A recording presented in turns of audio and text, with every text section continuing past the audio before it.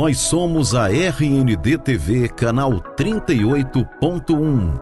Fazemos parte da Rede Norte Digital, de onde fazem parte também a Rádio ZLZN e o imediatoonline.com. Com mais de 2 milhões de seguidores no Facebook e Instagram e mais de 100 milhões de visualizações. Nossa programação é voltada para a informação e o entretenimento. Tudo com muita responsabilidade e credibilidade. Traga sua marca para anunciar conosco. Fale com o nosso departamento comercial 98465 7863.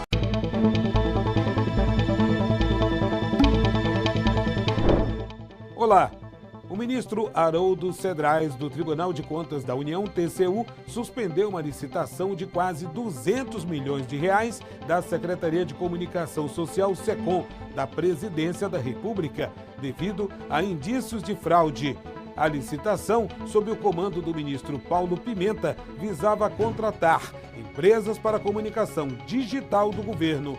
A suspensão foi motivada por uma publicação do site O Antagonista, que antecipou as empresas vencedoras. A SECOM tem 15 dias para explicar o caso e afirmou não ter sido notificada oficialmente ainda. Para mais informações, acesse agora mesmo opoder.com. Até mais.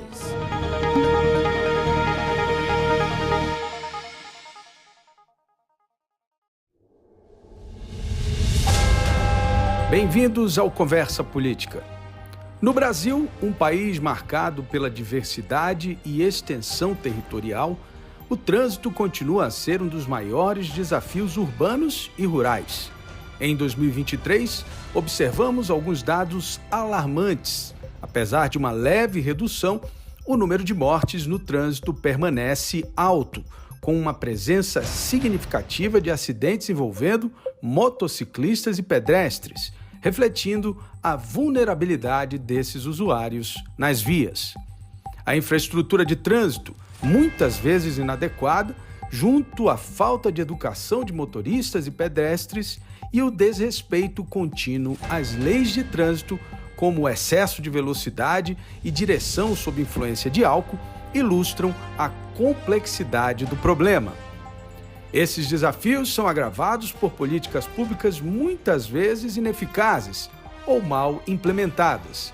Diante deste cenário, vamos ouvir o presidente da Associação Nacional dos Detrans, Álvaro Duarte, uma conversa esclarecedora sobre os esforços para transformar a realidade do trânsito no Brasil e as perspectivas para o futuro próximo.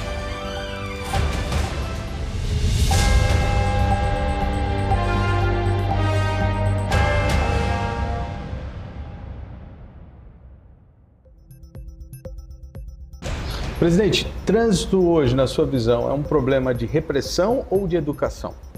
Eu acho que isso aí é muito a questão do conjunto, né? Então, quando a gente pensa em relação ao trânsito, é um tema complexo, mas a gente trabalha aqui sempre com 4 pilares. Aí um pilar é a gestão, melhorar a digitalização, facilitar a vida do cidadão. Um segundo é a questão da educação. Eu acho que a gente tem que investir em educação. Eu estava assistindo uma apresentação do pessoal da Estônia. A Estônia hoje é o país mais digitalizado do mundo. 99% dos serviços lá são virtuais. E a grande mudança, qual foi a grande mudança do país? Foi a mudança na base da sociedade.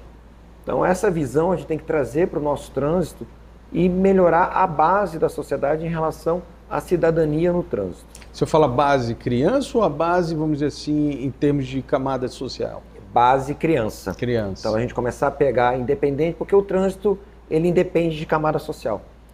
Porque o trânsito ele é composto por pedestre, pelo ciclista, motociclista. Então você pode ter um carro muito caro, você está dentro do trânsito. Você pode ter uma moto barata, você está dentro do trânsito. Mas a gente trabalha essa questão de base que a gente fala aqui, a questão realmente das crianças. Então a gente pegar a criança, começar essa educação e as gerações futuras vão colher e melhorar o trânsito.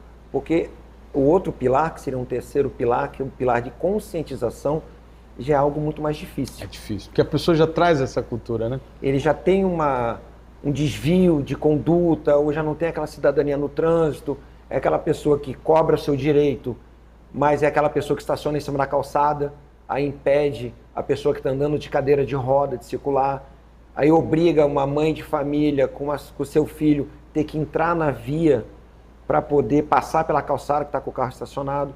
Então a população ela tem que começar a se conscientizar, e é difícil, você se colocar na visão da outra pessoa. Quando você estaciona um carro em cima da calçada, e se ele fosse o pedestre para passar? Às vezes a pessoa está atrasada, e acontece aqui na nossa capital, às vezes, a pessoa para o carro em fila dupla no meio da rua e abandona o carro para buscar o filho no colégio. Assim, é o correto? Não pode esperar um pouco, esperar a sua vaga para estacionar? Esperar a sua vez, né? Esperar a sua vez para Parece que há sempre um senso de urgência que te permite transgredir a lei, né? Coloca assim essa questão da prioridade, que não é prioridade. É prioridade dela, mas não é prioridade da sociedade. Quando você para um carro em cima de uma pista de rolagem, em cima da via, você está atrapalhando o trânsito de muito mais gente, engarrafando um trânsito todo, só para você se beneficiar e indo de encontro todo o benefício da sociedade. Então, por isso que a conscientização é muito difícil. E o último pilar que tem que ter é a fiscalização. Porque 90%, a grande maioria aqui do trânsito são feitos de bons condutores, bons cidadãos, que têm aquela questão de responsabilidade, de conscientização já embutida na sua formação. Mas sempre tem aquela pessoa que desvia dessa curva de normalidade e age, que anda falando no celular, insiste em andar sem o cinto de segurança. Para você ter uma ideia, 40% das infrações aqui dentro do Detran são por não utilização do cinto de segurança, que é uma coisa básica. É básico. Hoje em dia você entra no carro, o carro já nem começa a apitar e você não consegue nem andar com o carro. E mesmo assim as pessoas... E mesmo assim tem gente que burla o sistema do carro, põe uma fivela, põe o cinto pelas costas.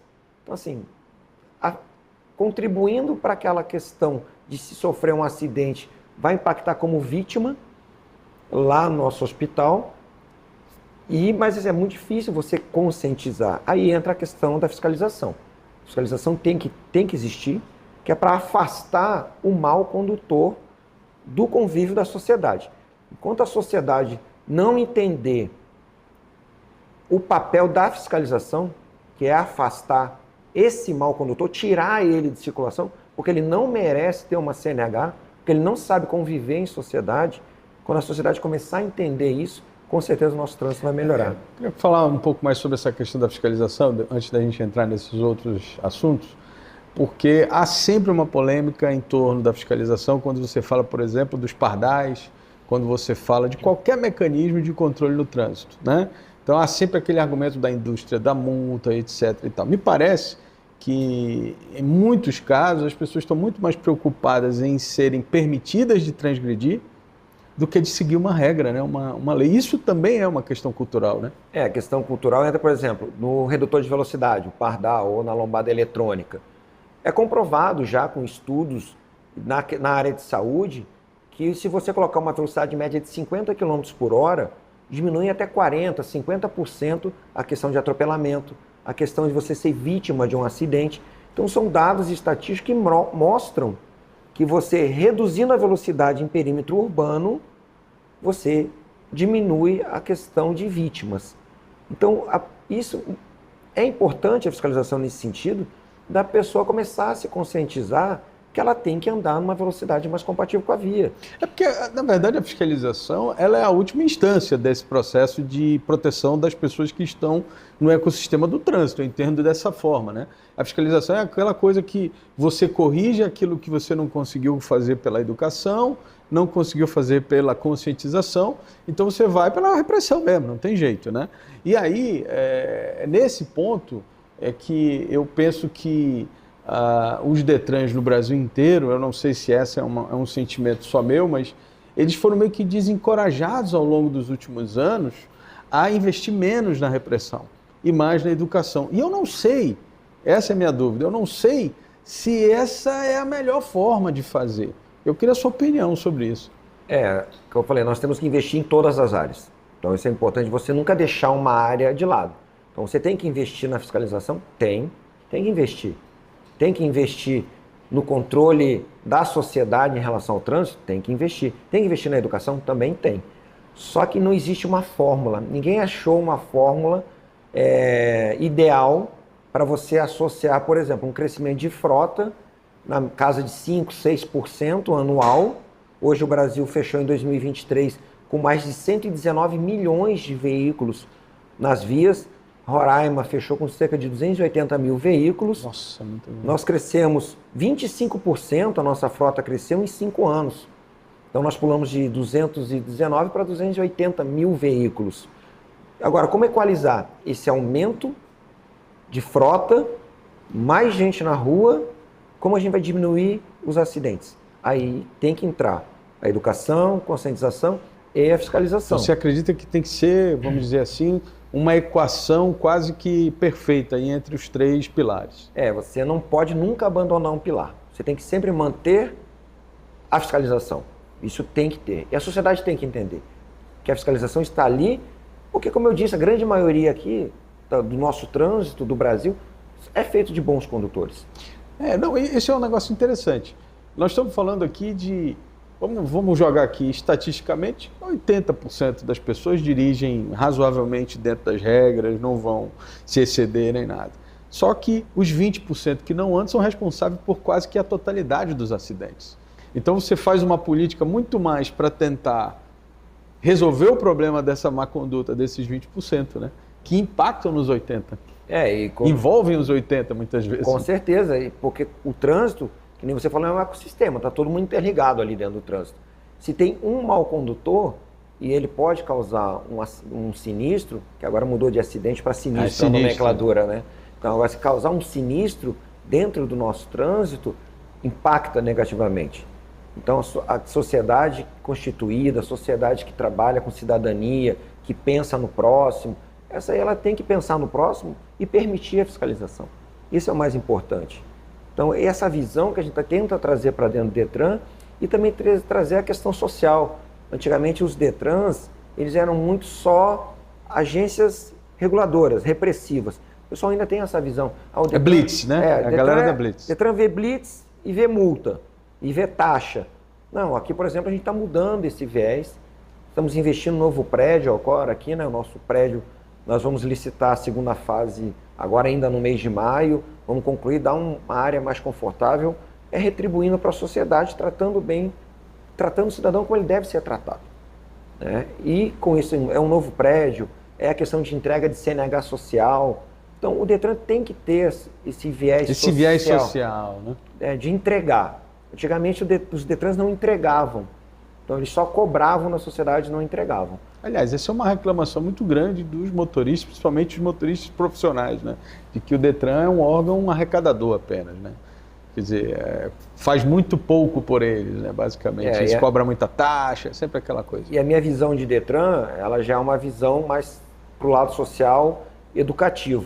Não que eu não invista também aqui na fiscalização. Então, os nossos agentes de trânsito, eles são capacitados, nós fazemos curso de capacitação para eles, eles estão com viaturas, estão com câmeras corporais hoje, e a gente investe também, mas a gente está investindo também na questão social, na questão de educação.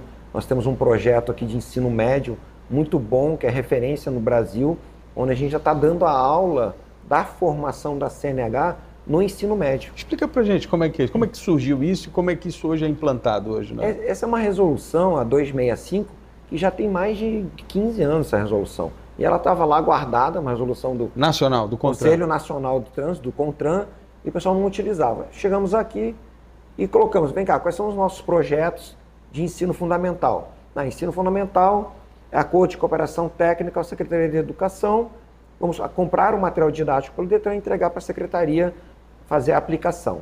Então, esse aí ficou o nosso projeto de ensino fundamental. Que é aquele básico, né? Sinal, vermelho, amarelo, ensinar a criança a ter os noções básicas. Né? Criança e o pré-adolescente ali.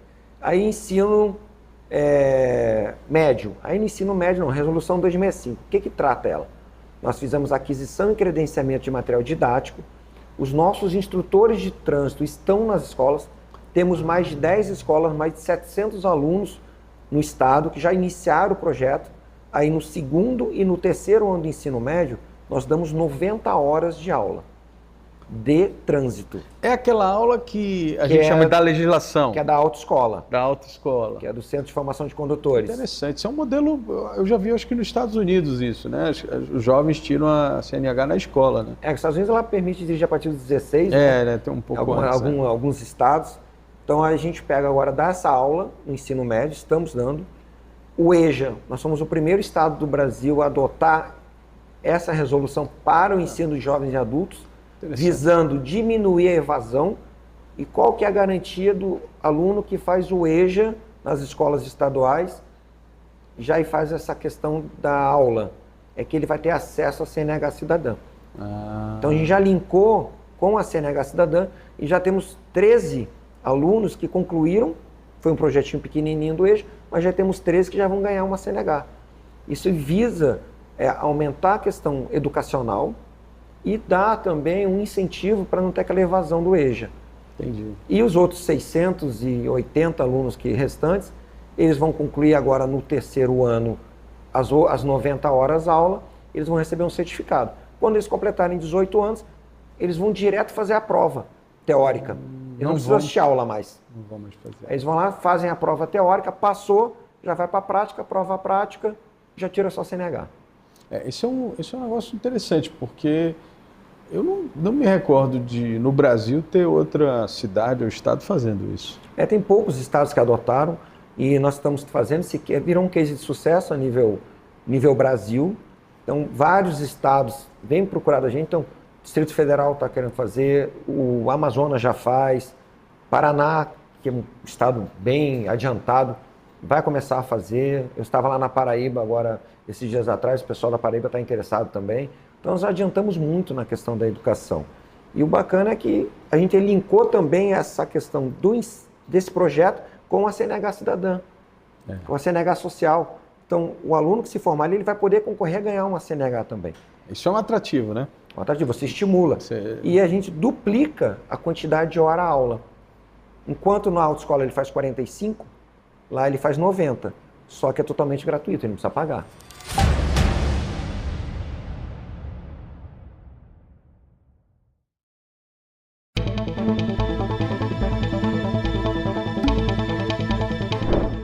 Olá, o deputado estadual Éder Lourinho, do PSD, apresentou um projeto de lei na Assembleia Legislativa de Roraima para proibir o consumo de maconha em ambientes públicos e privados de uso coletivo, com multas de até R$2.000 para infratores.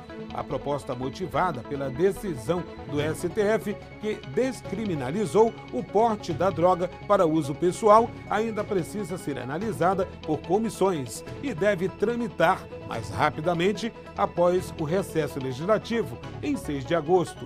Lourinho ressaltou os riscos de saúde associados ao consumo da maconha. Para mais informações, acesse agora mesmo opoder.com. Até mais.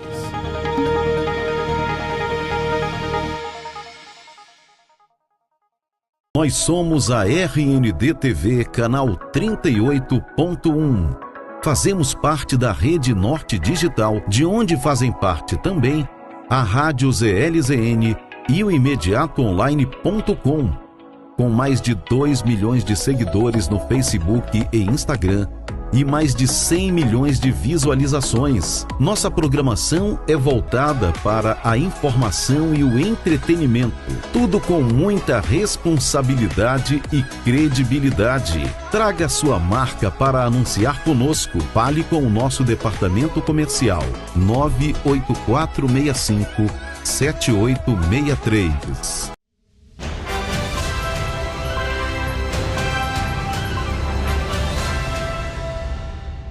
Bom, eu queria que você falasse um pouco então, já que a gente já deu esse overview aí desses pilares de trabalho, qual é a situação hoje do trânsito em Roraima? Como é que você resumiria hoje? É um trânsito tranquilo? É um trânsito que tem desafios? Que desafios são esses? Né?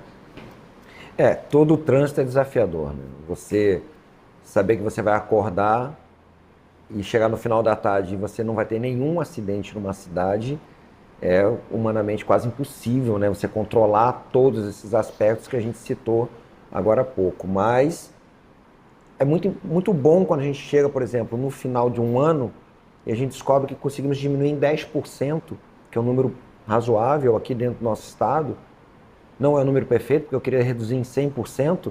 Mas quase impossível, né? Impossível, mas quando a gente reduz em 10% o número de vítimas que deram entrada no nosso hospital em um ano, eu me sinto gratificado, porque nós estamos conseguindo atingir uma meta que nós nos comprometemos lá no ano 2022, quando assinamos o Penatrans, que é um programa nacional que visa a diminuição de mortes e lesões no trânsito, e que a gente se comprometeu até 2030 diminuir 50%. Mas hoje, estatisticamente, qual é, vamos dizer assim, o gargalo desse número aí, desses 10%?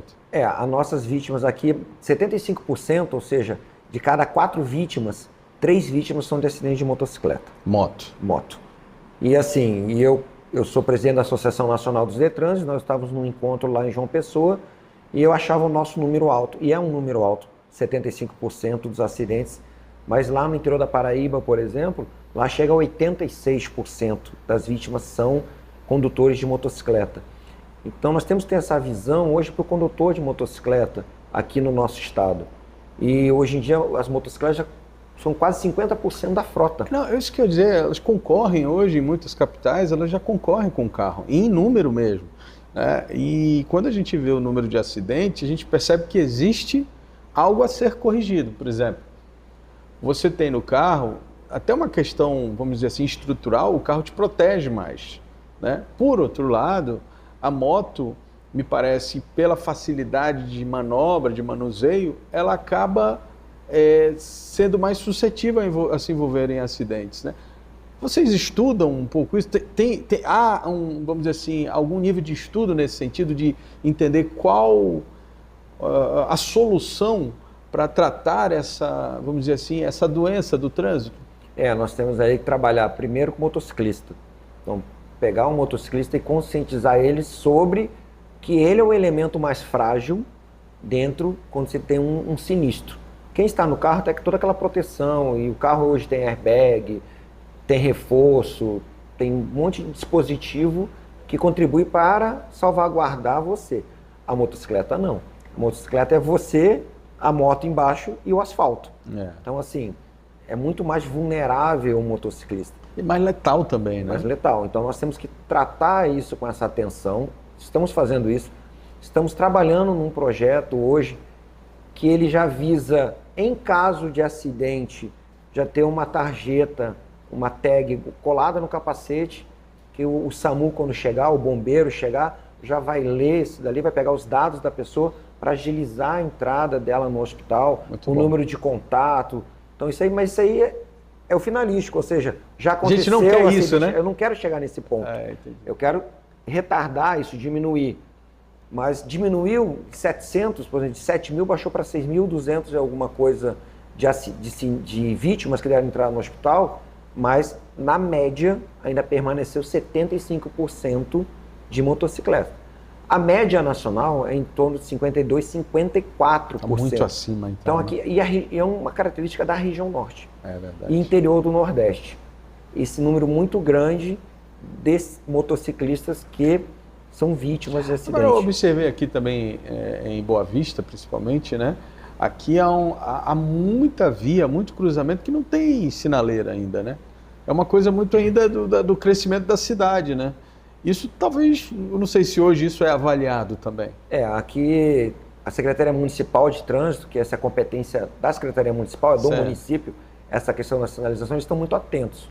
Então, eles estão colocando as placas, estão colocando a questão de sinalização também do semáforo ali para orientar, mas não adianta você colocar uma placa de pare se a pessoa não para. E é o maior índice dos acidentes aqui, já foi contabilizado, nosso setor de estatística acompanha, é não respeitar a preferencial. Ou seja, passar no cruzamento direto. Sem olhar. Mas é loucura isso, né? É muito loucura. A gente acha que é loucura, mas tem gente que faz, tem gente que faz e faz. Aí se faz por desatenção, se faz porque está olhando no celular. O sinistro, ele é composto de 3 fatores. Que é o motorista, ou seja, aquela pessoa tem que estar apta, tem que estar consciente, tem que estar tranquila para estar dirigindo, tem que estar focada no trânsito. O veículo, ou seja, o veículo tem que estar em condições de estar rodando. Não precisa ser um veículo novo, mas tem que ser um veículo que o freio esteja funcionando, que o para-brisa esteja funcionando, que esteja apto a estar na rua. E a questão da via. Se a via é boa, a via permite a pessoa estar andando bem, você não vai andar a 50 dentro da cidade e vai querer andar a 100 na pissarra. Exato. Porque a via ela não é favorável a isso. Aí pode causar um acidente. Então nós juntamos esses 3 fatores, equalizamos ele de uma forma positiva, com certeza, ou vai diminuir muito a questão do acidente. E também a gente tem que voltar naquele assunto de cidadania. Sim. Não adianta o ciclista, que ele é obrigado a andar ou na ciclofaixa, na ciclovia, ou em cima da via, o ciclista ele não pode andar em cima da calçada, ele está andando na via e tem uma distância de segurança, considerada no Código de Trânsito Brasileiro, de 1,5 metro de afastamento. Aí a pessoa passa com o carro e bate no ciclista. Idem também para o motociclista. Então o motociclista ele também tem algumas condutas que eu não sei, que um vai passando para o outro, ou um vai vendo o outro. Que vão criando, e vão criando condutas que não são as ideais. Por exemplo, aqui tem uma conduta que o pessoal, em vez de andar no meio da pista, o motociclista ocupando o espaço de um carro, ou ele anda colado do lado direito, ou anda no meio da linha. Aí se ele consegue atrapalhar as 2 pistas. Porque a pista ela tem uma largura padrão. Aí você tem que dar um espaço para cá, um espaço para cá. Aí se tem 2 carros passando, ele vai ficar no meio do corredor. Pode favorecer o acidente. Então, se criam umas culturas que não são as ensinadas no banco escolar, mas um fica olhando o outro e acha que aquilo é o certo. E, na verdade, não é o certo. Então, entra a conscientização também. Bom, nesse ponto eu queria também entender um pouco mais como é que você trata. Está muito claro para mim que a parte da, vamos dizer assim, conscientização, que não é só a educação, a conscientização eu considero que seja um momento em que você tenta mudar a cultura que já existe. Diferente da educação. Exato. Né? Então, nesse ponto da conscientização, o que você acha que funciona? Porque, assim, não é só no trânsito. Conscientização para muitas coisas na sociedade hoje é talvez o maior desafio. Porque você está citando agora um exemplo muito claro. A pessoa aprendeu a fazer daquele jeito, fez daquele jeito muito tempo na vida, mas aquilo é errado. Mas ela, na cabeça dela, ela acha que ela está fazendo certo. Como mudar isso no trânsito aqui em Roraima? Como é que você está fazendo para trabalhar essa parte de conscientização desses motoristas? Nós pegamos alguns temas e avaliamos com a nossa equipe técnica onde está o gargalo e qual o maior índice. Por exemplo, vamos falar de cruzamento. Certo. Então, fazemos uma campanha, apenas pare. Tem a placa de pare para o pessoal respeitar. Então, colocamos vídeos de acidentes onde tem essa questão do cruzamento, a pessoa se impactar em relação a isso e parar. Mas é importante a gente também colocar a sociedade junto. O motorista, o bom motorista, ele começar a levar, e não é uma história que tem que ser contada todo dia, essa história, para todo mundo dentro da sociedade. É importante o filho falar com o pai falar para o filho sobre a questão de segurança no trânsito. Não é só aquele quando vai sair de casa de moto, a mãe, tome cuidado, meu filho. E eu ando de moto e minha mãe falava para mim, meu filho, cuidado, vai devagar, preste atenção. Mas não adianta eu estar fazendo isso se o motorista do carro vem e bate na minha moto. Do lado não está fazendo, né? Então, nós fazemos campanhas pontuais, aproveitamos, por exemplo, o mês de maio, que é o Maio Amarelo. Nós dedicamos todo o mês de maio a campanha de conscientização. Temos a Semana Nacional de Trânsito, que é em setembro. Também dedicamos à questão de educação. Mas, mensalmente, a gente pega um tema e vamos batendo esse tema, esgotando ele o máximo que der, para saturar a população, digamos, daquela informação, para ver se ela tem essa reação positiva. Hoje você consegue medir se essa conscientização ela está surtindo um efeito prático, ou seja, metricamente falando? Metricamente, quando a gente vai no índice de acidente, pode ser que continuem os sinistros, porém com menos vítimas. Então nós entendemos que estamos alcançando sim, alguma coisa está mudando ali na cabeça. Está mudando na cabeça da população, que com menos vítimas, por exemplo, de 7 mil vítimas, dá uma média de 19 pessoas diariamente que dão entrada no hospital, todos os dias, no trauma. Isso o ano todo, 365 dias, 18, 19 pessoas. Se a gente tira 700 pessoas no número absoluto, tirando 700 e coloca lá, vai baixar para 16 pessoas diariamente. É um número pequeno diário? Não, mas são 3 pessoas que deixaram de entrar no trauma Isso aí diminui custo do Estado com tratamento de saúde, diminui problemas emocionais de família, tem uma série de benefícios. Teve um estudo realizado pela Universidade de Brasília, a pedido do Banco Mundial, para mensurar o impacto de vítimas de trânsito no Brasil.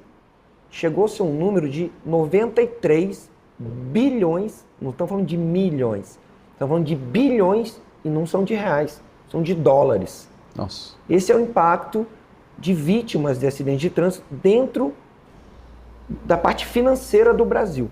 Estamos falando de quase mais de 450 bilhões de reais. Só nessa questão do Entra acidente. Assim, o acidentado. Tratamento do acidentado. Que ele pode ficar com uma sequela. O serviço do Estado no SAMU, né? O Aí custeio disso. O custeio do SAMU, o custeio do bombeiro, é o impacto do BPC, o benefício de prestação continuada para aquele que ficou com uma sequela, é a questão de uma pensão que ficou para a família, tendo em vista o falecimento, no caso de um acidente decorrente de um acidente de trânsito. Então, quando se mensura isso, 450 bilhões de dólares anuais. Nossa, muito dinheiro, né? A gente não tem nem noção que poderia estar sendo revertido para outras coisas, para infraestrutura, para melhorar a saúde. Então, assim, a gente tem que pensar positivamente? Temos. Mas é importante trazer esses dados, que não são dados de caráter positivo, mas é importante a população estar sabendo. Claro. Se cada um começar a pensar e a população começar a repensar o seu papel dentro do trânsito... São argumentos de conscientização, né? Esse é o tipo de argumento que para algumas pessoas vai funcionar. Cara, a gente está gastando muito com o tratamento de saúde, com problemas de acidente. Vamos reduzir aí, né? Tentar trabalhar para não contribuir para esse número. Eu não gosto de pegar muito pauta negativa e abordar a pauta negativa. Eu gosto de abordar mais pauta positiva e elogiar o bom condutor. Mas, de vez em quando, a gente tem que pegar uma pauta negativa, né, para impactar, para o bom condutor pensar, mas para o mau condutor, aquele que é reincidente, e é comum aqui a gente pegar assim, uma coisa é você tomar uma infração, tá desatento, em vez de passar 50, passou a 55 km por hora. Aí você, tomei uma infração, porque naquele momento passou ali, tinha o radar. A outra é chegar uma pessoa aqui com 14 mil reais de multa. Ele tomando, com 5 mil reais de multa. Esse cidadão não segue as regras, resumidamente. Resumidamente, você vê que ele não está de acordo com a curva de normalidade do trânsito. E é comum aqui a pessoa sentar, aqui vem na minha sala, deixa eu ver aqui a tua vida. Aí olha lá, 5 mil reais de infração. Meu amigo, aí... Não é uma coisa qualquer. Aí não é uma coisa qualquer. A gente está falando da pessoa que é reincidente, quanto mais em avançar sinal vermelho, em colocar em risco outras pessoas. Aí entra toda aquela questão de comissão de suspensão, caçar uma CNH. E o pessoal brasileiro ainda não está acostumado com isso. Porque em outros países da Europa, os Estados Unidos, é muito comum. Caça e pronto, né? Caça, e, por exemplo, lá na Inglaterra, lá no Reino Unido, você foi flagrado alcoolizado uma vez. O cara, não, ok, advertência. Alcoolizado segunda, vai preso. E fica lá, um tempinho lá preso, foi liberado. Na terceira, você é banido do trânsito. Nunca mais vai dirigir. Lá no Reino Unido, nunca mais. Mas nunca mais mesmo, não é pena perpétua essa. Você nunca mais vai ter uma CNH. Porque você mostrou que você não pode viver em sociedade. Bom, agora vamos falar de futuro, que é o que é a educação, né? E eu muitas das vezes defendo esse viés em quase tudo na vida, né? Desde as questões políticas e tal. Eu acho que a gente só vai resolver alguns problemas trabalhando para frente. Meio que administrar essa geração que já veio, vamos dizer assim, com esses maus costumes, mas a gente precisa, de fato, fazer um investimento muito pesado na formação de cidadãos para o futuro. E eu queria que você falasse um pouco dos teus projetos em relação a isso.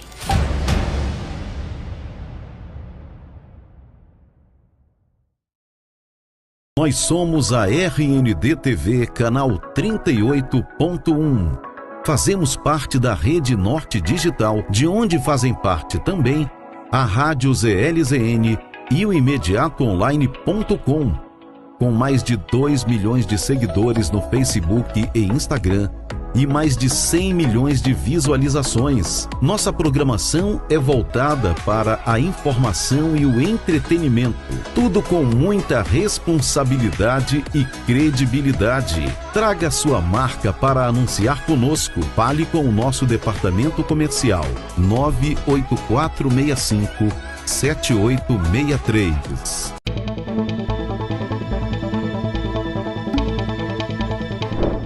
Olá! A presidente do TSE, Carmen Lúcia, visitará Manaus em 29 de julho para se reunir com o Tribunal Regional Eleitoral e visitar o Parque das Tribos, a maior comunidade indígena urbana do Amazonas. O presidente do TRE, desembargador João Simões, confirmou a visita e expressou preocupação com a possível seca severa durante as eleições deste ano. As Forças Armadas auxiliarão na segurança, especialmente em áreas críticas. Para mais informações, acesse agora mesmo o poder.com. Até mais.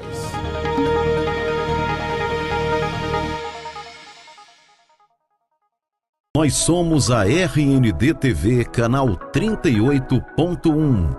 Fazemos parte da Rede Norte Digital, de onde fazem parte também a Rádio ZLZN e o imediatoonline.com, com mais de 2 milhões de seguidores no Facebook e Instagram e mais de 100 milhões de visualizações. Nossa programação é voltada para a informação e o entretenimento, tudo com muita responsabilidade e credibilidade. Traga sua marca para anunciar conosco. Fale com o nosso departamento comercial 98465-7863.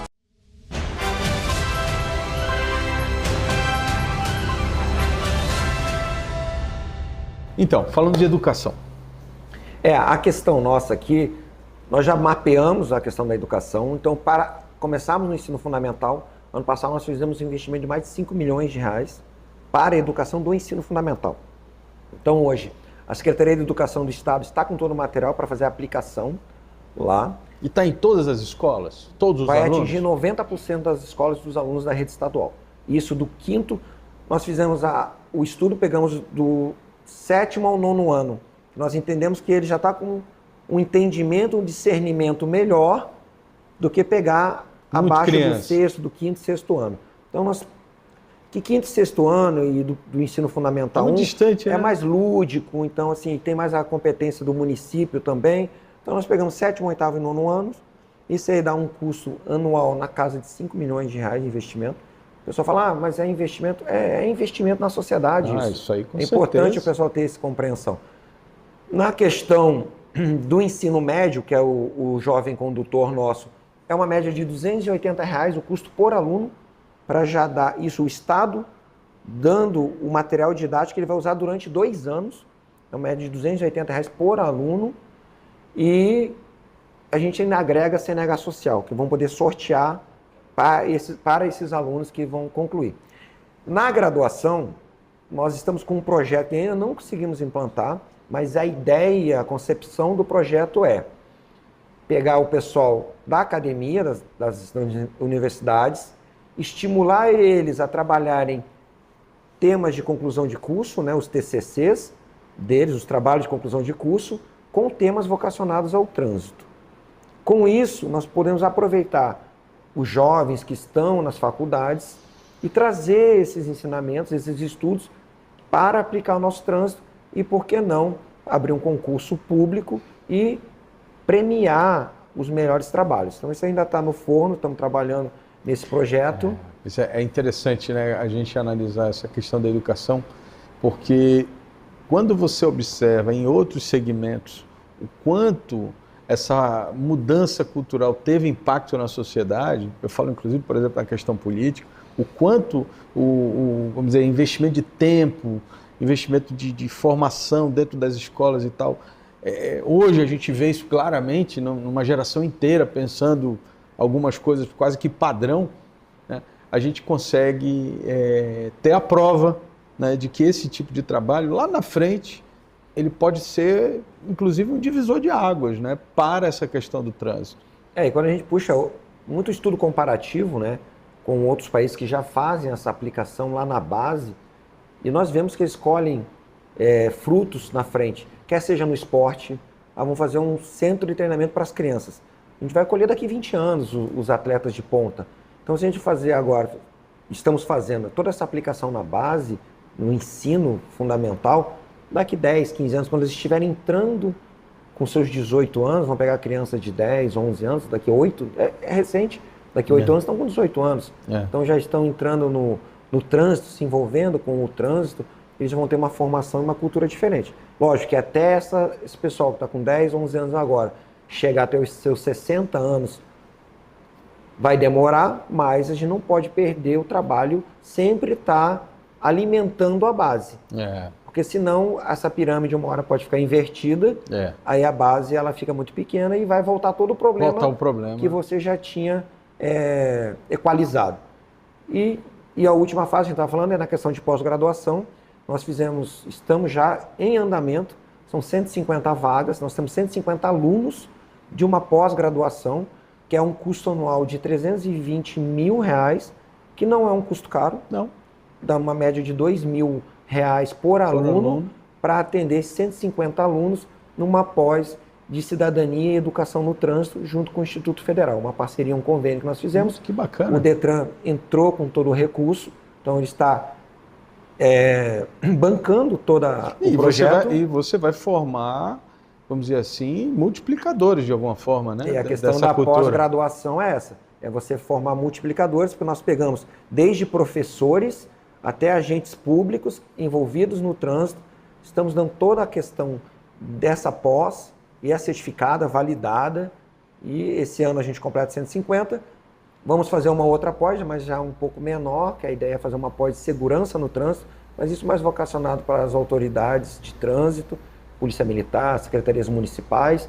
E para ter uma ideia, nós temos alunos do Brasil todo, olha só. Não só aqui do estado, claro, a grande maioria é do estado de Roraima, mas nós abrimos, tem gente do Mato Grosso fazendo essa pós, gente do Amazonas fazendo essa pós. Muito legal. Então, assim, Roraima está virando um celeiro, um case de sucesso nessa questão de educação no trânsito. Então, isso é muito bacana. E, enquanto eu estiver sentado nessa cadeira, pode ter certeza que eu vou investir muito na educação e na entrega social que o Detran não tinha. E agora a gente está trabalhando para fazer isso daí. Você falou no início da entrevista, eu guardei para a gente conversar um pouco melhor agora no final, sobre a questão da tecnologia. Eu sou de uma época que para você fazer qualquer coisa no Detran, demorava 2, 3 dias. Você tinha que ir lá, era documento, papel, físico, assina, certifica no cartório, aquela coisa toda. E a gente viu, obviamente, depois do novo Código de Trânsito ser aprovado, uma mudança, uma evolução, no meu entendimento, muito positiva, de você permitir que alguns serviços, ou quase todos eles, possam ser resolvidos de forma online, com quase nenhuma ou pouca interação do agente público, né? Obviamente guardado os devidos cuidados e tal, com documentação. E eu queria que você falasse um pouco do que o Detran Roraima tem feito nesse sentido, né? O que vocês já têm implantado? Hoje os serviços para o cidadão são todos digitais? Tudo que o cidadão precisa ele consegue fazer sem muito esforço? Ainda não. Então esse é um trabalho que nós estamos construindo, mas o nosso projeto, que é o Detran 100% digital, ele já está a um passo de chegar onde eu quero, que é você poder entrar com uma autenticação sua pela conta do Gov e você ter acesso, de acordo com a sua categoria dentro do Gov, se você vai ser bronze, prata ou ouro, fazer diversos serviços sem pisar dentro do Detran. Eu ando aqui no meu corredor e eu fico pensando assim, você é o presidente mais feliz de Detran, o dia que não tiver ninguém aqui, tiver todo mundo fazendo os seus serviços de casa. Então nós só estamos, porque tem a Lei Geral de Proteção de Dados, sim, que nós temos que obedecer, e ela nos dá uma trava em relação a você poder autenticar alguns fatores. Nesse quesito entra a nossa empresa de tecnologia, nós já estamos em contato direto com eles, e eu dei o prazo para eles, então nós temos que, até o meio do ano, colocar o acesso do nosso site com a validação, quer seja facial ou por senha, e com essa validação você acessar serviços todos do Detran. Fazer igual o São Paulo. Por exemplo, São Paulo hoje você faz uma transferência de propriedade pelo site. O único serviço que você tem que fazer e não tem como é fazer a vistoria do veículo. Que você vai ter que ir numa empresa credenciada. Mas a parte documental... A parte documental você faz toda online. E a Secretaria Nacional de Trânsito também faz. Então, se você baixa um aplicativo Carteira Digital de Trânsito hoje, e você registra a sua CNH lá, te abre um leque de serviços e você já faz online já pelo aplicativo deles. Claro, tem serviços que são regionais, aí depende da minha sua gestão, da né? minha gestão. Nós estamos trabalhando nisso e esse ano é fechar 2024 com todos os serviços do Detran digitalizados. Ou seja, você não tem mais que... Hoje, renovação do carro, né? Da licença do carro, você já faz? É automático. Ali você pagou a questão do licenciamento. Licenciamento do E veículo. é importante lembrar, né? Porque o pessoal fala, paguei a taxa de licenciamento do Detran, o carro está licenciado. Não é assim. Então, lá no artigo 131 do CTB, quando você entra nele, o veículo é considerado licenciado quando você paga a taxa do Detran, o IPVA, que é o tributo, e as multas. Então, às vezes, o pessoal tem multa lá de 2021 em aberto e não gera o documento de rodar. Ou seja, paga o licenciamento, mas não paga a multa. Ou seja, acaba que não consegue. Acaba que ele não consegue rodar porque não gera o documento de rodar. Isso é importante você baixar o aplicativo Carteira Digital de Trânsito, porque lá você vê quais são os carros que estão no seu CPF e quando você clica baixar o CRLV, ele baixa. Se ele não baixar o CRLV, você tem algum problema que você não conseguiu acertar. E ele também tem a sua CNH, então você pode baixar a sua CNH. Você pode, uma coisa bacana, eu estou dirigindo um carro que é de sua propriedade. Você me emprestou o carro. Hoje, se eu tomo uma multa, vai para o teu prontuário. Sim. Lá você pode... Eu não sei como é que é aqui, né? Mas você tem que preencher tipo um papel declarando... Agora não precisa mais. Agora com o aplicativo você chega lá, põe o meu CPF como real infrator, eu entro no aplicativo na tua frente, você fala assim, Álvaro, agora são 2 Álvaros, né? Aí o Álvaro chega pro Álvaro. Álvaro, você estava no meu carro, você tomou uma multa. Entra lá no aplicativo, vou colocar teu CPF aqui. Aí eu, Álvaro, entro no meu aplicativo, eu aceito aqui. Aí a pontuação vem para mim, pro meu prontuário. Olha só. E tem uma coisa bacana lá. Antes de acontecer isso, você pode entrar lá no seu veículo, que está lá no aplicativo, e me indicar como condutor principal. Que nem eu tenho. Eu tenho um carro que a minha filha está usando. Eu já indiquei ela como condutora principal. Ou seja, qualquer multa que ela tome, a pontuação já vai para ela. Já evoluiu muito isso então, né? Já tem uma evolução realmente considerável nessa... mas ainda, por exemplo, a questão de você entrar com recurso, ainda está papel aqui. É uma coisa que eu tenho que acabar com isso até o final do ano. Entrar com recurso, com pedido, solicitação, fazer tudo online, de casa. Você entra no site do Detran, faz o seu pedido, a gente analisa, encaminha para o setor responsável. Assim, a questão de digitalização, questão do prédio novo, aqui nós vamos tentar acabar essa obra até o meio do ano que vem, que está faltando, para a gente dar aquele melhor atendimento, dar um melhor conforto para o nosso servidor também, porque essa é uma estrutura que tem mais de 40 anos aqui que a gente está, e a gente ampliou a capacidade de atendimento nos municípios. Só tem um município aqui que a gente não atende ainda. Pois como é que está isso para o interior, né? Nós temos 15 municípios aqui, são poucos municípios, mas tem o município do Iramutã, que é o único que ainda não tem uma base. Uma Ciretran do Detran lá. Já está no nosso plano de a criação do cargo de chefe do Ciretran lá no Iramutã, o restante todos são atendidos pelo Detran. E dessa forma online, a questão ali é só para tirar a dúvida mesmo, porque o cidadão do interior ele vai poder entrar no aplicativo, no site de casa e fazer todo o seu serviço de lá. Com certeza. Bom, agora vamos para algumas dúvidas antes da gente encerrar a entrevista. Eu queria tirar uma curiosidade que eu tenho, houve algum impacto aí com essa migração toda dos venezuelanos, no trânsito especificamente? Nós acompanhamos o grande crescimento de ciclista. Então assim, antigamente tinha a questão de 380 acidentes sinistros, vítimas, aliás, de bicicleta, e já aumentou para 620. Então assim, e você nota isso no dia a dia. Tem aquele horário entre 7h30 e 8h30 da manhã, um grande fluxo de ciclista, que antigamente o pessoal só usava a bicicleta aqui para esporte e lazer, agora está usando como meio de locomoção. E em torno de 17h30, 18h30, que coincidem também com os maiores índices de sinistros e vítimas aqui.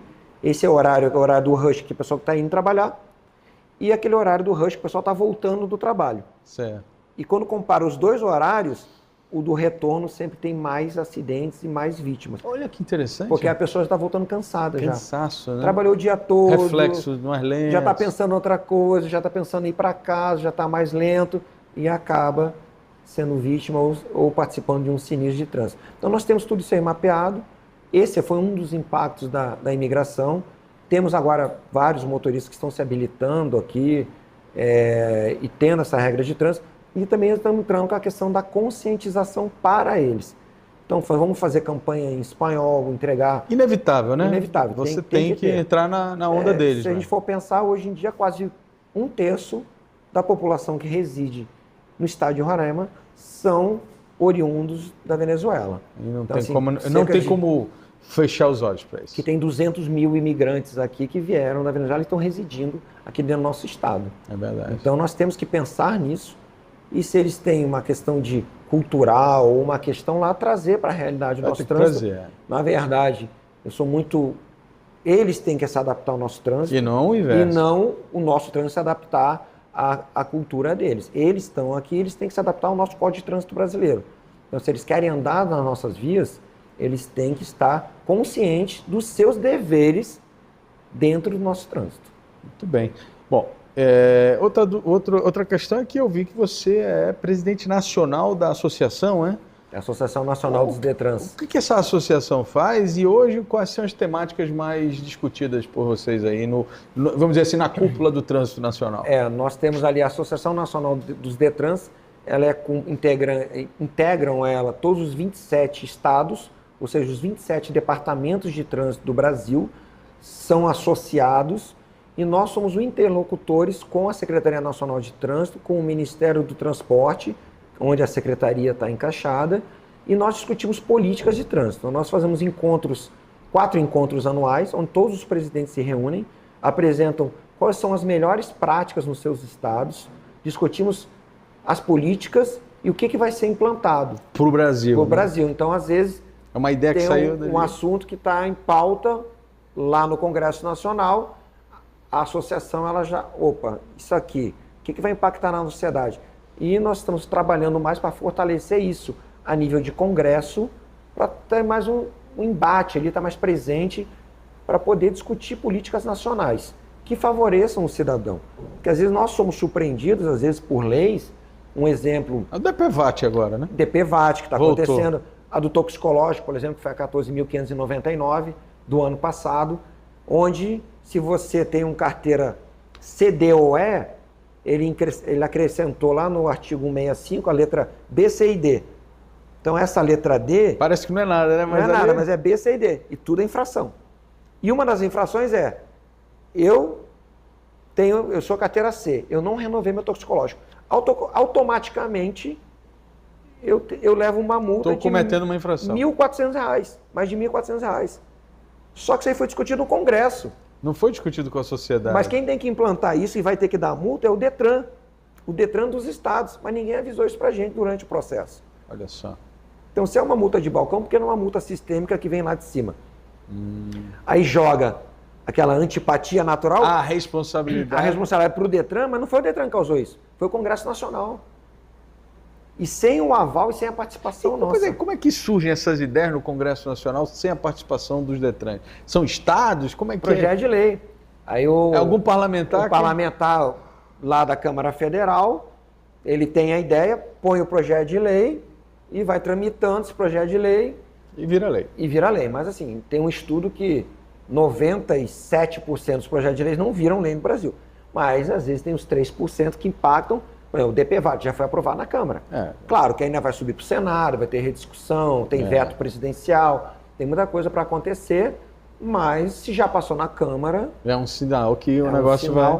Agora, tem que analisar qual vai ser o impacto do DPVAT na população. Esse do DPVAT, por exemplo, é uma coisa que eu não consigo ver diferença, aí você pode me dizer, do período em que nós ficamos sem ele, para o período que a gente tinha ele. Quer dizer, o que isso mudou, na verdade, acrescentou ou melhorou a vida do cidadão, né?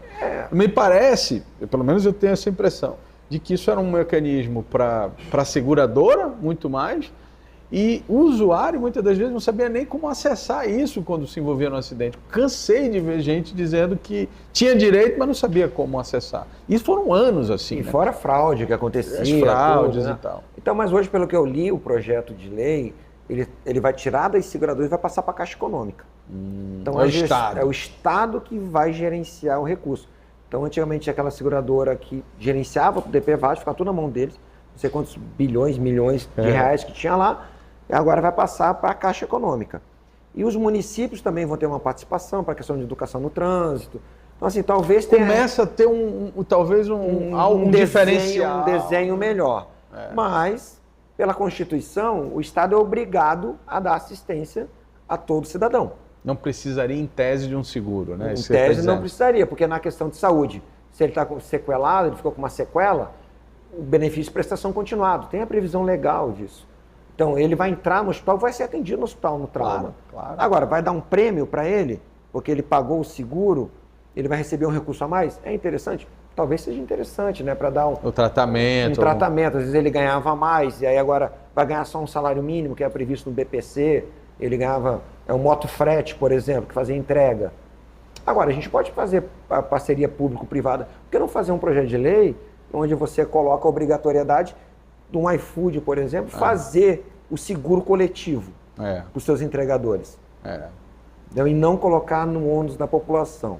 Então, às vezes, tem que discutir isso daí melhor. E aí a importância dessa associação nacional, ela está mais atenta agora para a gente participar das discussões a nível nacional dessas políticas públicas. Bom, queria agradecer o bate-papo sobre trânsito. Acho que é um tema social, de cidadania, relevante, como a gente falou no início, ele envolve essencialmente todo mundo, até quem não dirige, né? Principalmente quem não dirige, né? Porque ele que é muito afetado por isso aí.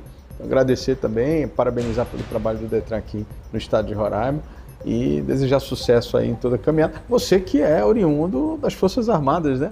Eu sou coronel do Exército, da Reserva, passei 30 anos no Exército, sou natural de Curitiba, morei muitos anos no Rio de Janeiro e faz 8 anos que eu estou aqui no estado, né? Adotei esse estado para ser meu, morar aqui e Macuxi, minha esposa é daqui, natural, então assim, e trabalhar em prol da sociedade. Eu acho que 30 anos de Exército eu trabalhei muito para a sociedade e agora eu acho que ainda posso contribuir muito mais durante esse período que eu estou aqui.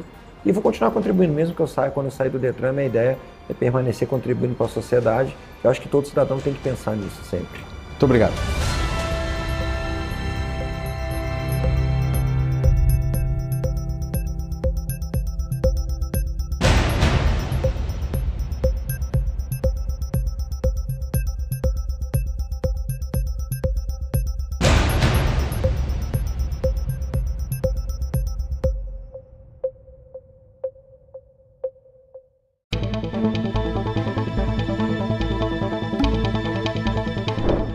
Olá! O Instituto Veritá divulgou uma nova pesquisa eleitoral para a Prefeitura de Manaus, onde o deputado federal capitão Alberto Neto, do PL, apoiado por Jair Bolsonaro, lidera com 20,7% das intenções de voto, empatado tecnicamente com Amon Mandel, do Cidadania, com 18,9%. No entanto, outras pesquisas recentes mostram Alberto Neto em queda, sendo ultrapassado por Roberto Cidade do União Brasil e ocupando o 4º lugar nas intenções de voto. Para mais informações, acesse agora mesmo o poder.com. Até mais.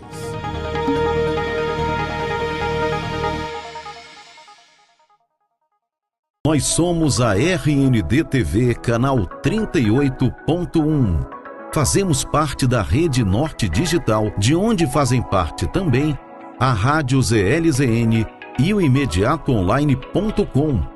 Com mais de 2 milhões de seguidores no Facebook e Instagram e mais de 100 milhões de visualizações. Nossa programação é voltada para a informação e o entretenimento.